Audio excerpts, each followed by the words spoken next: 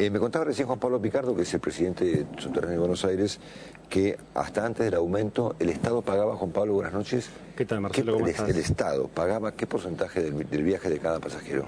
El Estado paga los gastos del servicio subterráneo, 2/3 partes como subsidio y 1/3 parte lo pagaban los usuarios como tarifa.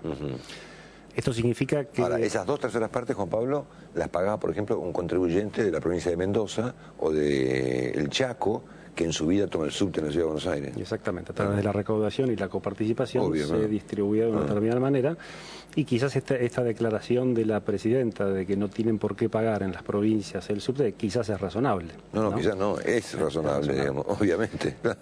Entonces, bueno, ahora lo paga 100% la ciudad de Buenos Aires. La diferencia es que una tercera parte todavía lo pagan todos los porteños y ahora 2/3 partes lo pagan los usuarios. ¿Cuál es el problema cuando 2/3 partes del sistema lo paga el Estado? Para la empresa concesionaria, el cliente es el Estado. Claro, no el pasajero, usuario. Claro. Entonces esto termina degradando el servicio y la calidad del servicio. La gente termina viajando peor porque todos los pequeños detalles y las obras importantes, medianas, chicas y grandes, que tiene que hacer el concesionario, simplemente las deja de hacer porque el cliente es el Estado y no la gente. Claro. Entonces, finalmente el que le paga a fin de mes a la empresa del subte es el gobierno. ¿Quién paga? Claro. Bueno, el que paga es el cliente. Claro. Entonces uno está preocupado por el que paga. Claro. Y ahora, eventualmente a partir de ahora, correcto. Entonces tenemos que ir a un sistema donde la empresa concesionaria esté muy preocupada en mejorar el servicio.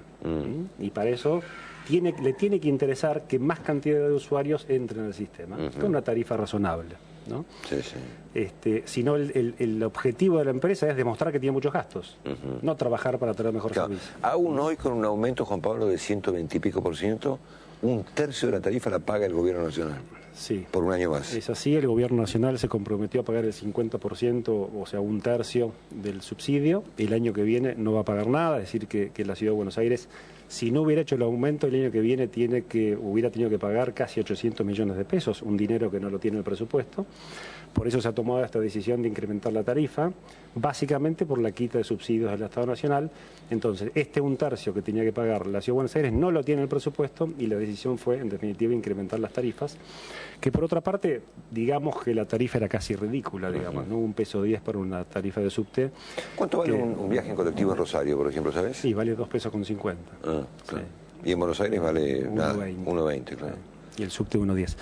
Entonces la verdad que es una tarifa que estaba muy deprimida. En 10 años tuvo un incremento de un poco más del 50%, cuando, bueno, hemos explicado muchas veces y lo hemos dicho en las últimas 2 semanas, que muchos de los servicios y productos básicos de la canasta familiar han aumentado, la leche 300% en 10 años, la carne 600, 700%, la nafta 400%, es decir, que en términos relativos la tarifa de subte estaba muy retrasada. Entonces muchos digan, bueno, ¿por qué todo de golpe? Porque en realidad estaba muy baja la tarifa. Era un valor casi... Ahora, hay una crítica, Juan Pablo, que en algún aspecto puede ser atendible, digamos, de parte de la oposición en la ciudad a Macri, en el sentido de que ustedes violaron todos los procedimientos para aumentar la tarifa.